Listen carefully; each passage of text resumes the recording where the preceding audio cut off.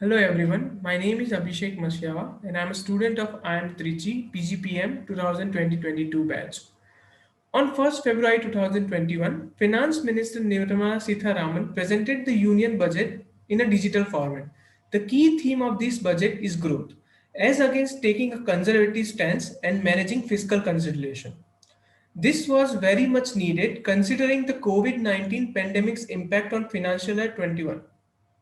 It was announced in the speech that the budget 2021 is focused on six pillars: health and well being, physical and financial capital and infrastructure, inclusive development for aspirational India, reinvigorating human capital, innovation and R&D, minimum government, and maximum governance. But today, I will be talking about the impact of Union Budget 2021 on the banking sector. India's banking industry is experiencing a seesaw in fiscal year 2021, with credit growth keeping a low profile due to the pandemic. Non-performing assets and stressed assets have marginally come down, and the credit growth as well. Although marginal is looking good for the second half of the year, the expectations of bank and NBFCs, which is non-banking financial companies, pivoted around the revival of credit in the economy. The COVID-19 market shock left MSMEs wobbling in trouble, as numerous NBFCs who primarily fund these MSMEs were facing a liquidity crunch even before the pandemic. The loan origination efforts of NBFCs were cut short, and these companies had to divert their attention to the collections. Although in the post-lockdown period, the government did launch a stimulus package for MSMEs. Now, post, post the huge COVID-19 hit the economy has taken in the last year, the government spending is projected to be one of the highest levels as compared to the recent past. An estimated of 15.6% of GDP on financial year 2022, which is significant jump from the 13.2% in financial year 2021. These are some of the steps taken by the government that will affect the Indian banking industry as a major. Rupees 20,000 crore were allocated for the recapitalization of public sector banks in financial 2022. This will be helpful for banks in compensating for the negative consequences of pandemic and give fresh loans. As the, it was announced that two public sector banks will be privatized. This will reduce the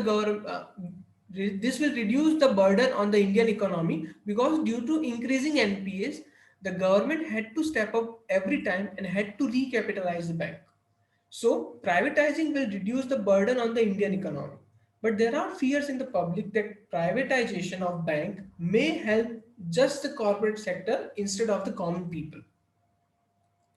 The setting up of bad banks, which is co-chaired by Asset Reconstruction Company and Asset Management Company, was announced in this budget.